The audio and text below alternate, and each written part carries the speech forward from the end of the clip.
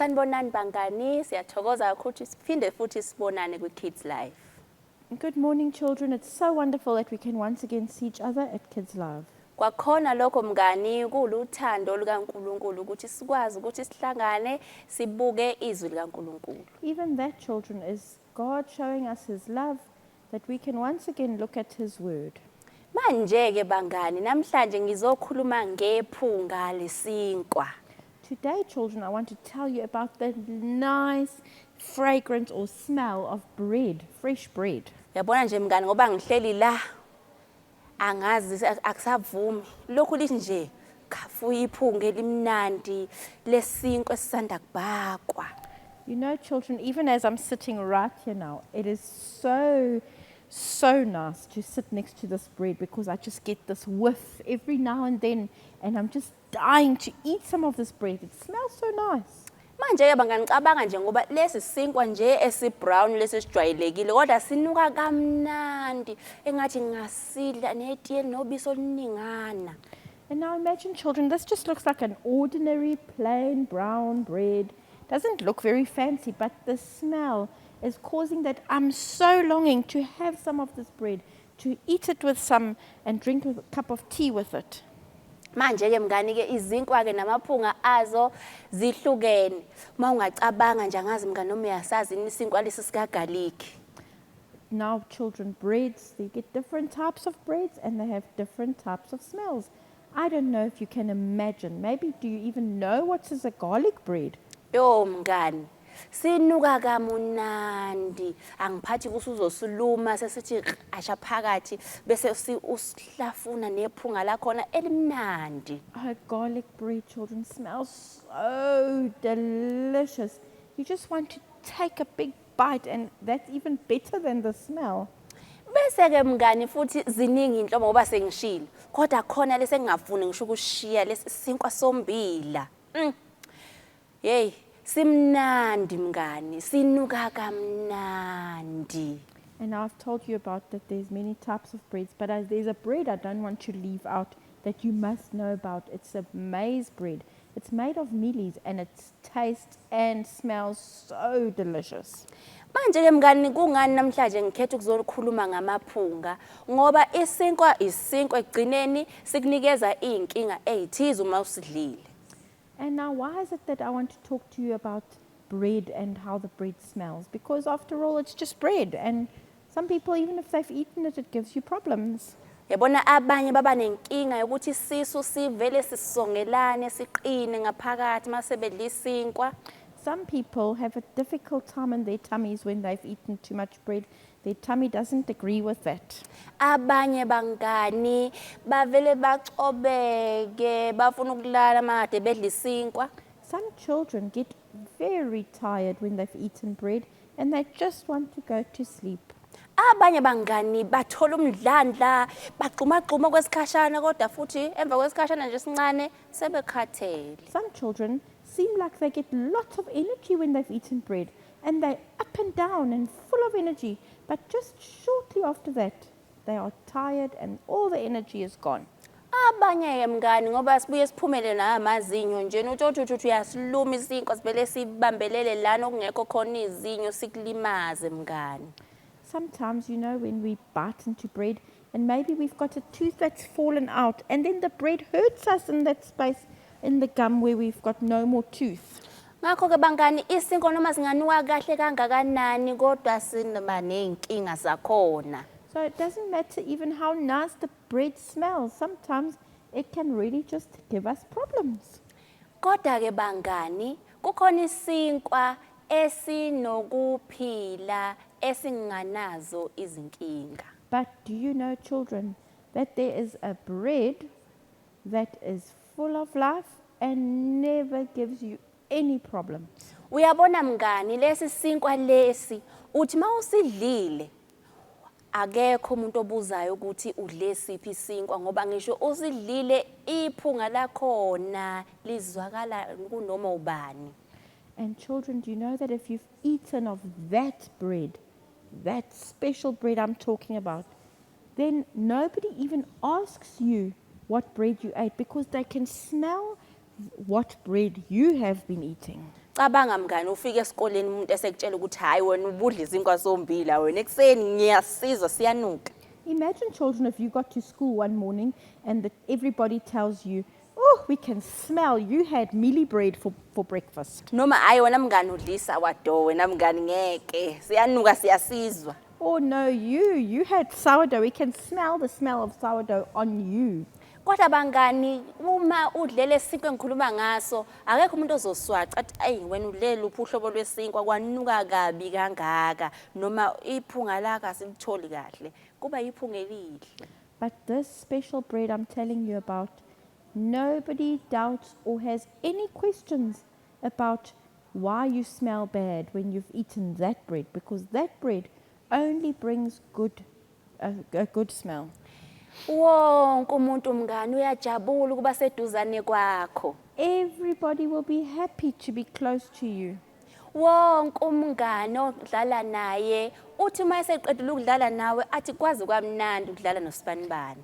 Any of your friends, when they've played with you, they will have that they were so happy to play with you because it was a wonderful time. Bonke ngisho abazali ekhaya mawuhambile bathi hawu sasakhumbula uSibanibani unephunga elihle ngoba udla lesi sinkwa engikhuluma ngaso. And maybe even when you go away to play with your friends, your parents at home, they think, oh, where is our child so-and-so? Because we miss that nice smell that comes from them because they've eaten that special bread I'm talking about. Athi ngikutshele ke mngani ukuthi isiphi lesi sinkwa engikhuluma ngaso. So let me tell you now, children, what is this special bread I'm talking about? Uma siya laphayana encwadini ngokukaJohane, If we go there in our Bibles to the letter of John, isahluko sesithupha, the Gospel of John, chapter 6 ivesi lika 48. and verse 48. Amagama amathathu nje ngesizulu ngazi ngesingisi kuzoba mangaki. And in Zulu, it's just 3 words, and let's see what it says in English. Mina ngiyisinkwa sokuphila. It says, I am the bread of life. Bangani, uJesu uyisinkwa sokuphila. Children, the Lord Jesus is the bread of life. Uma mngani unoJesu ngaphakathi akekho umuntu ozongabaza ukuthi le ngane yapi ngempela ingane engahloniphi kanjena. If you have the Lord Jesus inside of you, then nobody around you will doubt and have questions and says, where does this disrespectful child come from? Uzothi kodwa yaze yayinhle le yangane iyahlonipha. Everyone will say, that's such a beautiful child. They are so respectful. Athi le ngane eyapi igqoka kahle ngendlela ehloniphekile. Maybe they'll ask, where does this child come from? They dressed so decently and nicely. Bazothi le ngane eyapi ikhuluma kahle nezinye ingane. Where does this child come from? She speaks or he speaks so nicely to the other people around them. Bayobala mngani babale izinto ezinhle ngawe. And they will name one thing after the next, good things about you. Ngoba wena unoJesu ngaphakathi kwena. Because you have Jesus inside of you. Yilelo phunga ke lesinkwa sokuphila. And that is the nice smell I was talking about that comes from the bread of life. Uma kuyisinkwa sokuphila ngeke uthi usidlile bese wena uba namamoods ukuthi sekuthi casuka manje uphinde futhi ukuthi jabula khona manje angeke nje uzutholakala unjalo. If you've eaten of that bread of life, you will never find that you are moody and one day you feel like being happy and the next minute you are angry. You won't be like that if you are eating the bread of life. Ngeke ngolunye usuku ubone ukuthi hayi namhlanje ngizohlonipha kodwa kusasa ukhohle ukuhlonipha. There won't be something like, today I'm going to be respectful and tomorrow I'm just going to forget about being respectful. Ukuthi namhlanje uzothumeka kodwa kusasa awusathumeki wena usuyahoba. That maybe today I can be sent and I can be trusted to go somewhere and do something, but the next day I don't listen anymore. Bangani ngeke ulifihle leli phunga liyobe liphuma ngaphakathi kuwena ukuthi lo mntwana lo mngane omncane lona ungumntwana kaNkuluNkulu ngoba kuphafuka iphunga elimnandi lenkosi uJesu. And you know, children, you can't hide that beautiful, nice smell that comes from when you've got Jesus inside of you. That nice whiff of fresh bread comes from your life. Sengiphetha ke bangani kuthiwa khona umuntu ke omama entshontsha imbuzi zabantu. So in the end, I want to tell you a story. There was a certain lady who used to steal people's goats. Manje mase intshontshile bese iyahamba yoyiphekela ekamereni lakhe hayi ekhishini. And because she had stolen the goat, she would take the goat and go and cook it in her room, not in the kitchen. Ay kwezwakala ngelinye ilanga ukuthi abantu sebeyazi ukuthi lo mama lo njalo makumakhazi kunenkungu ntshontsha imbuzi ayihlabe bese ezifaka ekamereni lakhe ayoyiphekela khona. And you know that people all over in the community around her eventually knew about this lady and knew that, this lady, she steals goats, and when she has finished cooking it, she cooks it in her room, never mind, because she doesn't want to cook it in the kitchen because she's stolen the goats. Hayi ke bangani ke bahamba abantu bomphakathi bathi siyoyifuna imbuzi zethu. Mabefika endlini yakhe bafika hawu liphi ibhodo nkosikazi lishone phi ibhodo lishonsephi. And so the people of the community, they were a little bit worked up and they said, no, we're going to this lady, we're going to find our goats from her, we want her to give them back. So they came to her house, they walked in, and they even went straight to her room and they opened the room and said, how? Where are the pots that you were cooking with? Wathi angilazi mina ibhodo ukuthi enikhuluma ngale yiliphi mina ngiyazigulela nje ngilalela embedeni ulele embedeni uthulithe du kodwa iphunga liyasho ukuthi khona inyama ephekiwe. And the people asked her, where are the goats that you cooked? And she said to them, you know, I don't know what you're talking about. I don't know what pot you mean, because I'm just lying here in my bed and I'm sick. But you know what, children? There was the smell of cooked goat, and they knew there's something wrong here.